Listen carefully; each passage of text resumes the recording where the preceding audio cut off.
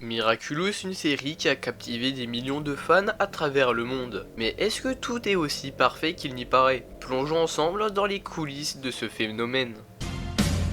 Wave goodbye to the past when home and faith made Le succès incontestable de Miraculous. On ne peut pas nier que Miraculous a su conquérir un large public, que ce soit les enfants ou même les adultes. Entre Paris, les super-héros et les histoires d'amour, tout est réuni pour plaire. La série a su créer un univers unique avec ses propres règles, ses propres personnages attachants, comme Ladybug et Chat Noir. Le développement des héros, le rythme des épisodes, tout semble parfaitement calibré pour attirer le public. Ouais, ça c'est bien beau, mais est-ce que tout ce succès est réellement mérité? Parce qu'on va pas se mentir, Miraculous c'est surtout du recyclage. Combien de fois on a eu le droit à la même formule? Marinette et Adrien se tournent autour, Papillon akumatise quelqu'un, Ladybug et Chat Noir sauvent la situation, ça tourne en boucle et après 5 saisons, ça commence sérieusement à lasser. Les personnages entre attachement et stagnation.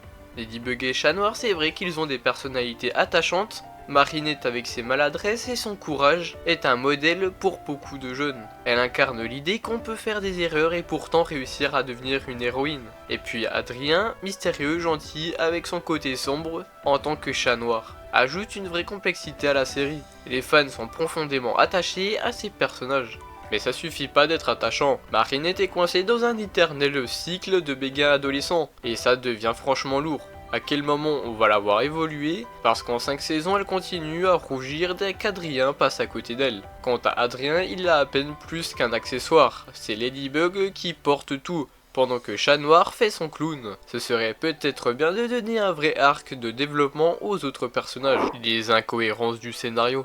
Il y a certes des moments où le scénario paraît un peu prévisible, mais n'oublions pas que Miraculous est avant tout une série pour enfants. Elle doit rester simple pour son public principal, tout en offrant des moments de tension et de surprise comme l'identité secrète des héros qui n'est jamais révélée. C'est ce suspense constant qui pousse les fans à revenir épisode après épisode. Franchement, le coup des identités secrètes, c'est plus du suspense, c'est du n'importe quoi. Combien de fois ils ont failli découvrir qui ils sont vraiment? Ça en devient ridicule. Comment des héros aussi intelligents peuvent ne pas se rendre compte de la vérité alors qu'ils sont littéralement ensemble tout le temps?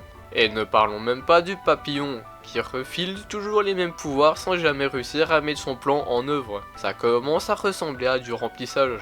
L'exploitation commerciale du phénomène Miraculous. Il est évident que le succès de Miraculous a généré un grand marché autour de la série, entre les jouets, les vêtements, les collaborations avec des marques. Tout cela montre à quel point la série est devenue un véritable phénomène mondial. C'est aussi un signe que la série a réussi à s'inscrire dans la culture populaire. Ouais, enfin phénomène mondial, c'est surtout un gouffre commercial. On est littéralement noyé sous les produits dérivés. T'as vu les jouets Miraculous, ils sont partout. Et on ne parle même pas des multiples collaborations juste pour faire du cash. C'est clairement une machine à fric et la série est passée de l'animation à une industrie qui exploite le moindre petit coin de popularité pour faire vendre. T'en as vraiment pour ton argent ou c'est juste un produit marketing de plus? L'avenir de Miraculous. Miraculous n'a pas fini de nous surprendre avec les saisons à venir et le développement de nouveaux arcs narratifs. Il y a tellement de potentiel pour que l'histoire prenne des tournants inattendus. La série a déjà prouvé qu'elle sait se renouveler et les fans restent fidèles, toujours prêts à découvrir les nouvelles aventures de nos deux héros. On verra, mais entre nous ça commence sérieusement à sentir la fin de course. Combien de temps ils peuvent continuer à faire durer la même intrigue sans qu'on tourne en rond? À moins d'un vrai changement radical, Miraculous risque de s'essouffler. Si les créateurs ne prennent pas de risque, tout ce qu'on aura c'est une répétition éternelle des mêmes vieux schémas. Le monde de Miraculous est rempli de mystères, d'aventures et de contradictions. Il ne reste qu'une question, jusqu'où iront nos héros avant que la magie ne s'essouffle?